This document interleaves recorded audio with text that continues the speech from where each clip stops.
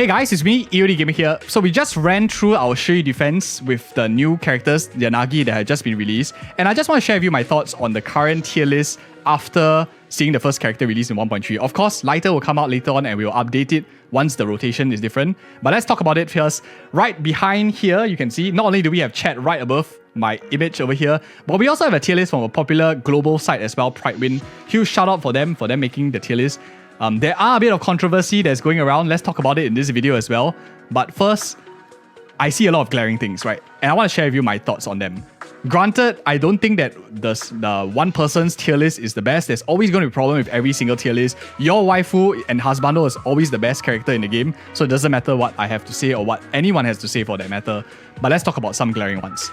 The main thing is, what is tier list based off on? Like, that's the first catch, right? Tier list is a revolving thing. Take it as a snapshot. You are taking a picture at the current moment in version 1.3 first half of what is the current landscape in the game. If you have certain bosses which in this rotation is, you are weak to, I'm reading off the thing that I wrote down, of course. In the first half, fire physical, you're weak to that, and you are strong, enemy is strong against ice. Second half, weak to electric, strong against physical.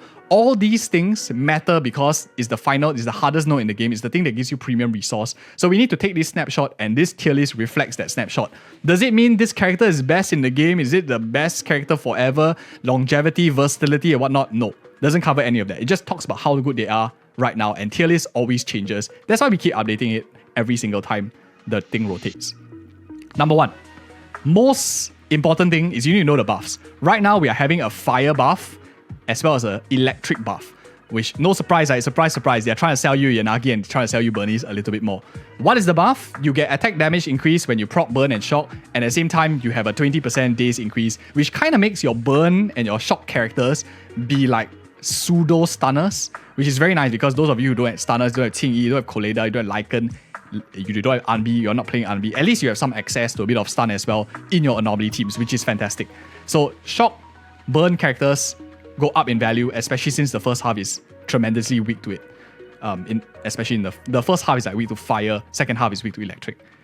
What do I think is the most glaring thing? These two, of course, let's start with these two, okay? Because it's like, this is the most dramatic, right? Everyone I see on Reddit, I actually didn't notice it was updated until people were like raging about it. And I just want to share with you my thoughts. In all fairness to them, I think that out of these two characters, okay, I would say out of these two characters, one deserves a demotion. But to be honest, both of them could be still in T0. The reason is because both of Ice, although is shitty in the first floor, the second floor boss is that electric monster, right? He's like massive, he's very slow moving, great for characters like Alan who can go around the unit and can also impair the legs across a long period of time. So in the second half node, both Alan and Zhuyan are still valid, still viable because the enemy is not resistant to either of the elements. It's resistant to physical but weak to electric. So for that angle of things, I still think that they have a use. Do they both deserve tier 0.5? I don't really think so. They are set for a downgrade the moment you have a rotation of one of the floors like being weak to ice, aether, like in the second half and like first half. Let's say like both sides weak to ice. Definitely you are demoting one of them. But because of the boss nature, I think it's a bit unfair to demote either of them right now. But let's just put it as it is. Let's say that they get a demotion. The one that deserves a demotion a bit more probably is Ellen.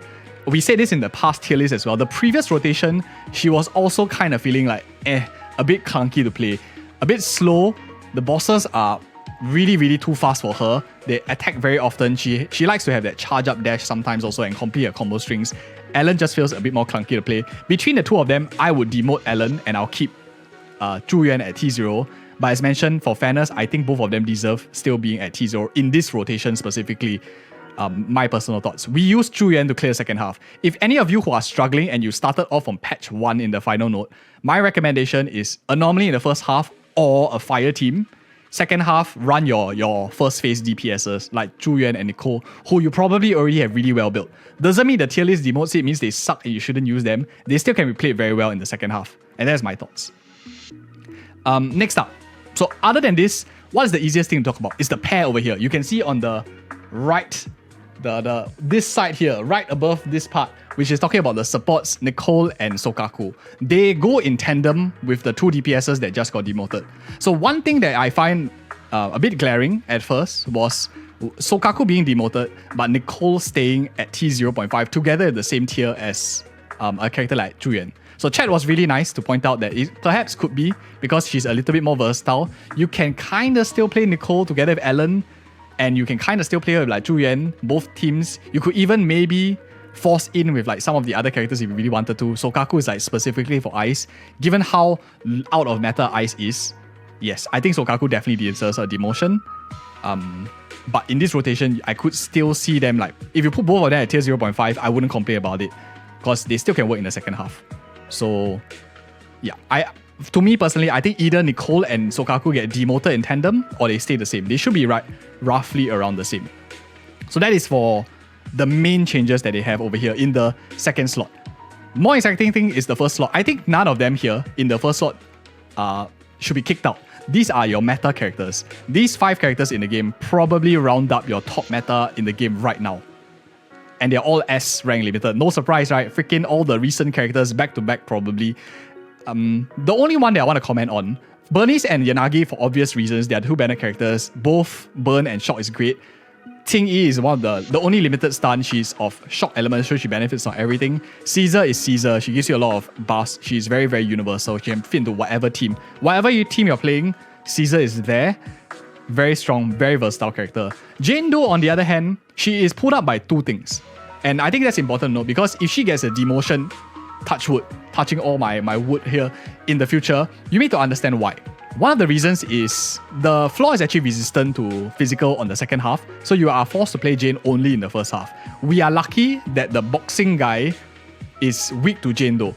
He's like really, really terrible at Jane Doe, not only physical but also to Jane Doe. If he was a different boss, maybe Thanatos or like some other chunkier boss that has a lot of HP and doesn't act as often, Jane Doe can't dodge as often, Jane Doe would have gotten demoted. The only reason why she's here, she's also pulled up by the team compositions that she is with, like Bernice and Yanagi, and that pretty much rounds up like the top of like all of the S rank DPSs in the game right now. My thoughts out of all of them. Before I continue, I want to say that towards the end of this, I will actually rank all of my DPSs as of the current moment, which is my top pick to the least out of all of these limited. But let's go and talk about the standard characters first, and we can discuss. No issues with Lycan. I think Lycan deserves a 0.5 still. He's still usable in the second half. He's not unusable. He's still a stun character. So no comments here. The only thing that I want to talk about in this second part here, other thing, is Lucy. Lucy is very, very good. Lucy gives you that get close. You smack the balls, you smack them flying, they fly all the way. You get close to the enemy. You can cover a lot of distance very, very well in the first half, especially if you're trying to like close out some of the monsters. Her buff time is very, very long, but burn is also beneficial, and she can be like a pseudo Bernice in a sense. This is M6 by the way, so I'm not talking about M0, just fresh out of the oven Lucy. This is a max investment M6. They are rating A ranks at max investment. Lucy, in my opinion, should be T0. I think in this rotation, Lucy deserves a T0. And it might seem strange at first because the top limited characters, Lucy might feel a little bit out of place, but I'll talk about it in a bit why I feel that way. So that's for my second row.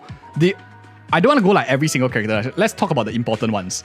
Piper here, some people are saying like, why is she in tier 1? I think she's okay as a Jane Doe default.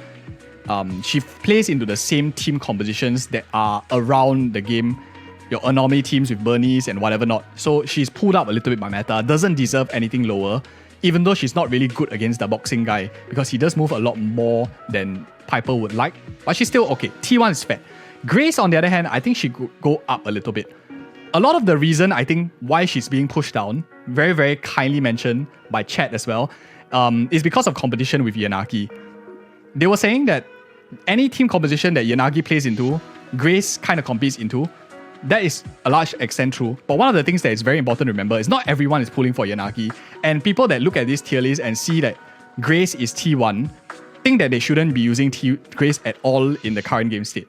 But that is not true. Because Grace has a 2-turn rotation. Freaking Honkai Star Rail here, 2-turn rotation. You basic, get your bombs up stack, you throw your EX special attack. You pretty much have most squishy monsters, all the small monsters, all shocked already. Your elite bosses, maybe they have like somewhere around like 60% shock build up. Then you basic again, throw another bomb, boom, shock is done. They get 20% days, your whole team gets an attack buff. for a set amount of time, 15 seconds or something like that, which is very, very good. So a lot of people are forgetting about that and just thinking, oh, Yanagi is there, so Grace must fall because she has been power crept. I think that because of the buff of Shock being favored, Grace goes up to tier 0.5. And that is my honest opinions of like Grace right now. Unbe, no thoughts. I think T1 is nice. Stun is all like pretty decent as well. Collider, you could put here at 0.5. You could put her at T1. Both are okay, I think. I think both are like fair. I don't want to like discuss too much about that. The other one is like Seth. I think Seth deserves to go up. Definitely deserves to go up 0.5 now. Firstly, Shock is great. Secondly, Anomaly is meta. And he plays very nicely in the third slot there because of Caesar. If you're saying that, oh, you play Caesar, you don't need Seth. But for those of you who don't have Caesar, Seth is actually a very, very usable unit here at T0.52. So that's like something important to consider. Who else? We talked about this. Okay, Soldier 11. And I think after this, probably it's just like this row. The rest of them, I don't have too much comments on as well. The glaring one also is Soldier 11. This is a big concern. For those of you who play Soldier 11, you play Fire, you will know that Soldier 11 is very, very good in the first half, and especially against the boxing guy. Some people might say, oh, Soldier 11 is very, very difficult. She has a lot of mechanics. You need to learn the timing of her freaking slashes and stuff in order to get her full fire up time. But they forget that you can dodge counter. If you dodge counter, her fire also gets procced, which means that all her basic attacks become fire. You can just like spam, all of it is still fire. Boxing guy fights very fast, so you are getting pretty much good uptime on the fire dodges.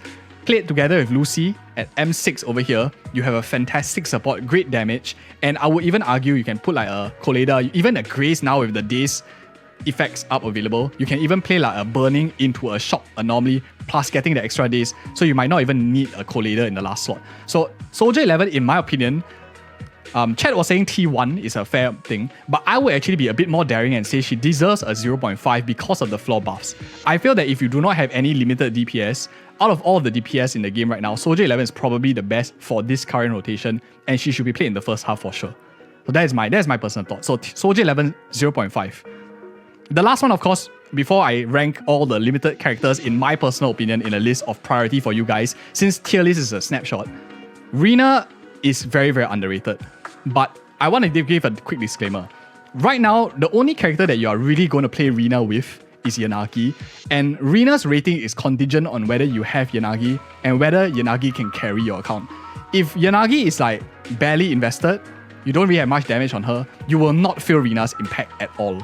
And if you do not have Yanagi, Rina is not relevant until Haramusa comes about and stuff, but that's a bit. So if you have Yanagi, I think Rina goes up to tier 0.5 even at M0.